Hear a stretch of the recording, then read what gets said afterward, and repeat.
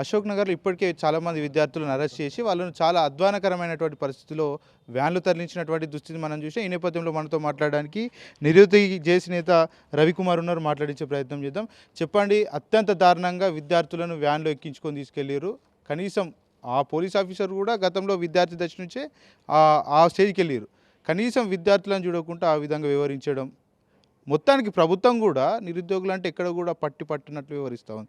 ఎట్లా చెప్తారో ఎట్లా చూస్తారు ఈ విషయాన్ని? ఈ ప్రభుత్వ విధానం అటువంటిది. ప్రభుత్వ విధానం ఎట్లా ఉంటుందో పోలీస్ విధానం అట్లా ఉంటుంది. పోలీసు వాళ్ళకు నాకు తెలిసి ప్రభుత్వం ఇన్స్ట్రక్షన్స్ ఇచ్చినట్టుంది, ఈ నిరుద్యోగులని చంపండి, అది లేకపోతే ఇంకేదైనా చేయండి, ఏ రకమైన విధానంతోనైనా చేయండి, చేసి వీళ్ళని వేధించండి అని చెప్పినట్టుంది. ఎందుకు చెప్తున్నా అంటే గతం నుంచి కూడా చూస్తే నా పైన కూడా దాడి జరిగినప్పుడు, నా రిప్పు ఫ్రాక్చర్ అయినప్పుడు, ఆ తర్వాత అనేక దారుణాలు చేసినప్పుడు, అనేక రాసరోకలు చేసినప్పుడు ఈ పోలీసుల వైఖరి ఎట్లా ఉంటుందంటే చాలా దారుణంగా ఉంటుంది నిరుద్యోగుల పైన.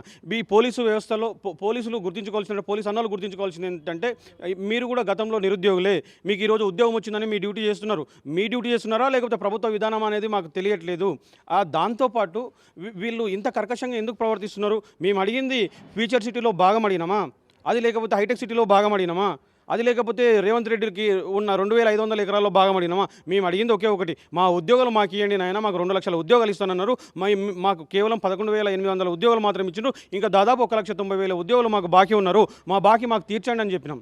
ఆ బాకీ తీర్చమంటే ఇప్పటివరకు తీర్చకుండా కర్కశత్వంగా అనునిత్యం నిన్నగాక మొన్న చూస్తే ఇక్కడికి ఓడియన్ మాల్కి వస్తున్నానని చెప్పేసి అంతకన్నా ముందు రోజు అరెస్ట్ చేసి దాదాపు 1:30 వరకు మమ్మల్ని స్టేషన్లో పెట్టిండ్రు.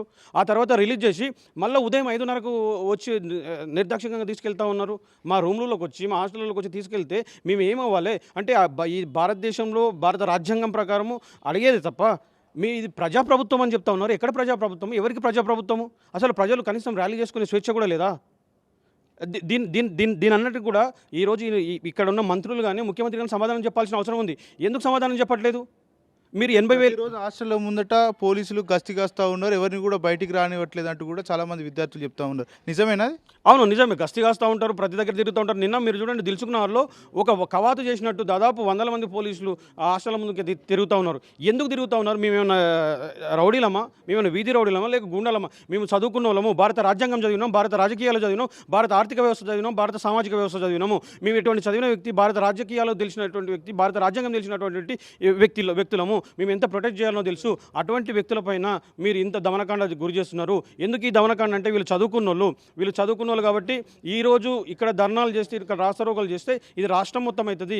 చదువుకున్న వాళ్ళందరూ ఒకటైతే, ఈ కాంగ్రెస్ ప్రభుత్వ విధానం అది ఎప్పుడు కూడా చదువుకున్న వాళ్ళందరూ ఒకటి కానివ్వదు. ఒకటైతే మళ్ళీ మా ప్రభుత్వంకి ఎటువంటి ఇబ్బంది ఉంటుందో అని చెప్పి